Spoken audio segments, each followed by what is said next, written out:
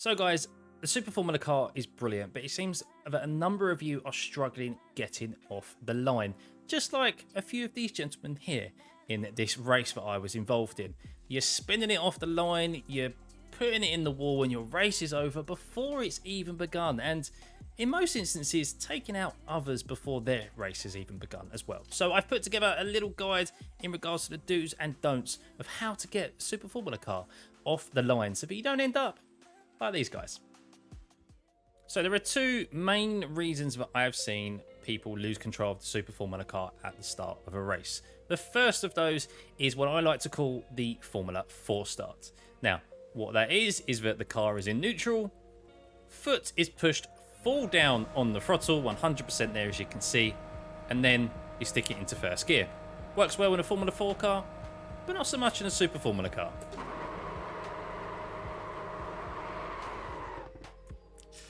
Not exactly going forward, is it? It's going round on itself, and that is because this car has a lot more power to the rear tyres than a Formula 4 car does. A lot more torque, so a little bit more finesse is required. So that's the first common mistake I have seen from people this week. A lot of guys seem to have made the jump up from Formula 4 and try to transfer that start to this car, but it just doesn't work. Let's have a look at the second reason. And the next reason is what I like to call the false sense of security. And what this is that guys are learning from that initial first mistake, the F4 start, and they're applying a little bit more finesse to the car. Started in neutral or in first gear, they're applying only a small amount of throttle off the line. They put it into first gear, they get away. Oh yes, foot down.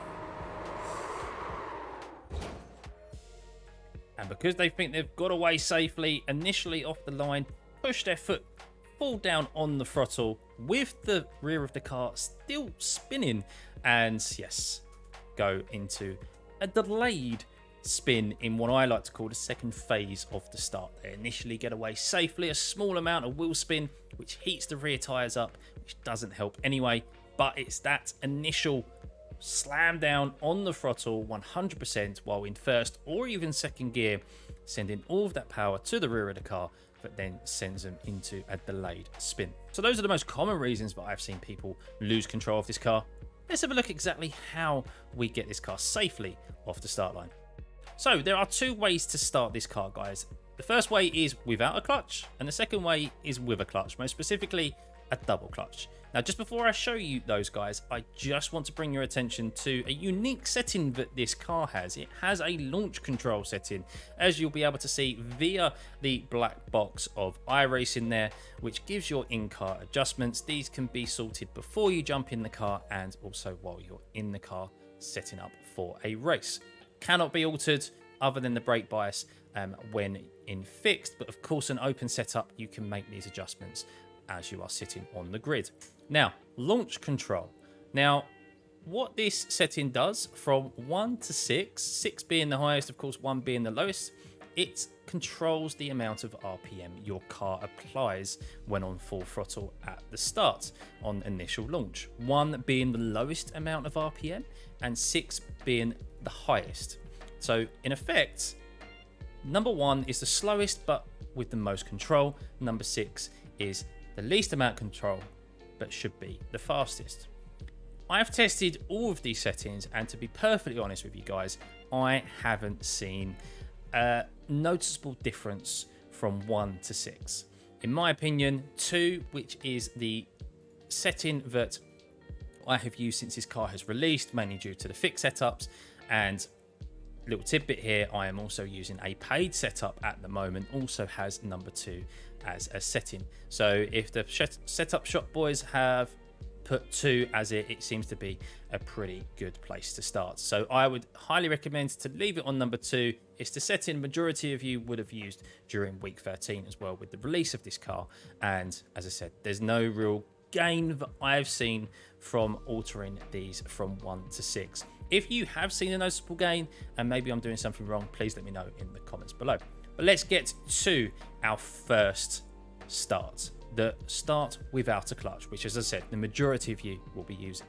So now let's have a look at the first technique of getting off the line here without a clutch. So what I'm going to do is, as you can see, I'm in first gear. I'm going to apply my brake pressure here around 60%, 50%. You don't need too much to stress your leg in pushing the brake pedal to the floor while it's in first gear, because as you start applying throttle, the car doesn't move. You can see that initial bite from the car, but you just need enough so that the car doesn't move off the start line. We're not going to be in neutral at all for this start. And what I'm going to do, guys, as you can see on the telemetry here from RaceLab apps, which is a paid service, and the iRacing telemetry, which of course is in-game and free, which everyone will have access to, I'm going to apply around 40 to 50%, somewhere in between. Now, on the iRacing telemetry, that is around where the T-junction is on the steering wheel, and of course on RaceLab apps it's very evident to see that number. Now what I'm going to do is I'm going to release the brake, and I'm going to maintain this throttle pressure while pulling away, and then very quickly shift up into second gear, maintaining that throttle pressure, because if I push my foot down on the throttle any harder, as with the F4 start and the full sense of security start, I'm going to spin the car. So what we want is a gradual press of the throttle as we move through the gears. Keep an eye on that throttle pressure as I shift up in this start.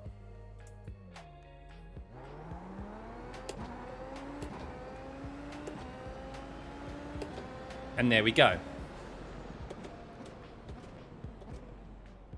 Let's just have a quick look back at that. So let's just have a quick look back at that and break it down for you so that we can see exactly what happened. And well, you'll see that I'm about to release the brake, and all the while keep an eye on my throttle pressure. It maintains a very steady around 50%, 55% mark while I am in first and second gear. I'm trying to not spin these rears up, as we can see. Straight up to 59, it's a little bit higher than I initially thought, just above the white line there and just above the middle of the T junction in the iRacing steering wheel. But look how long I'm maintaining that throttle pressure for. I'm not stamping my foot down. The throttle line is staying very steady, because very quickly, if you keep an eye on the lights on the steering wheel, which of course is the revs of the car, it very quickly shoots up to the top, to the red lights, as I then have to shift into second. If I let that hit that red dot for too long and hit the top of the engine, then the rears will start to spin, and I will have that false sense of security spin, shall we say, that we had, although I will be in a less throttle input. You can see how quickly that just shifted up into first there, and then it's when I get up to first that I can then start to increase the pressure, because I don't have as much revs in the car, and the car is settled, and it is, as you saw there, in third gear. It goes from second to third to fourth to fifth very quickly, but third gear is really where I then hit the throttle down into 100%. But you can see there that there is a gradual increase. Even after I've shifted from first to second, there is still a gradual increase into third gear. I don't want to see a V-shaped where it shoots straight up and I'm applying a considerable amount of pressure to the throttle and sending all of that power instantly to the rear tires, because you will still spin the car in third gear. So be careful there, guys. Finesse, gradual pressure, and then it's just making sure you don't hit that rev limiter, and away you go.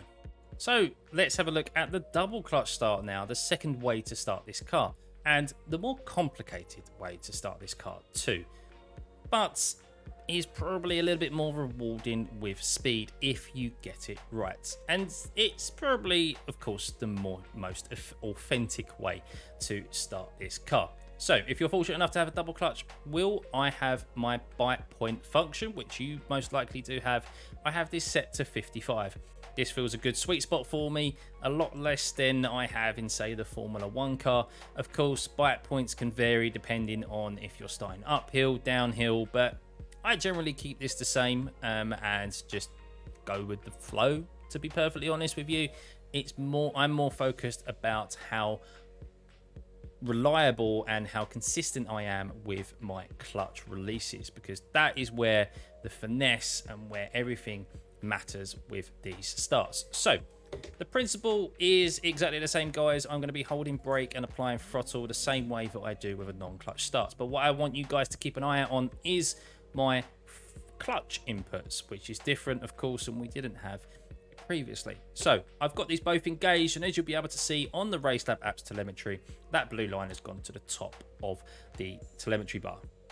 When I release the first clutch, that drops down to just above the white line, which is 50% halfway through, and as I said, I have a bite point of 55. If I then slowly release this, which is our aim as we pull away from the line, I will get a nice smooth start, as long as I'm ensuring that I'm shifting up through the gears at the same time. Of course, there's a little bit more to think about with these double clutch starts, but you are probably rewarded with a quicker start off the line. High risk, high reward with these starts, in my opinion, compared to the non-clutch starts. So if you've got double clutch, have a bit of a practice, see what you are most consistent with, and I would probably choose the most consistent one, because ultimately we know how difficult this car can be off the line, as we have seen. So let's give this a go. I'm going to do exactly the same. I'm going to apply around a similar brake throttle pressure to the non-clutch start, keep an eye on the telemetry, and of course, let's hope this goes well. So I've got both of them engaged. I'm going to apply my throttle pressure around 40%. I like to have a little bit less with the double clutch than I do with the brake and throttle, because there's a lot more going on. I'm going to release this. Bite point is action. And there we go. The bite point allows me to get probably a quicker start off the line than what I am with a non-clutch start. You can be a bit more aggressive with more practice, but for me, that's the safest way and is very quick in my opinion. That's the start of it. And there we go, guys. That is how you start the Super Formula car, the do's and don'ts of this car. And ultimately, I think if you just put in some practice, don't go straight out there and try this on track, because it will end in misery, just like those guys at the start of this video. So get out there, practice what I've told you, and hopefully, yes, this will make us all enjoy this brilliant car and series. And I really look forward to seeing you guys out on track. And also, let me know how you're getting on in the comments below. Remember to hit the like and subscribe button, guys, turn those notifications on, and I'll see you for the next one. Bye.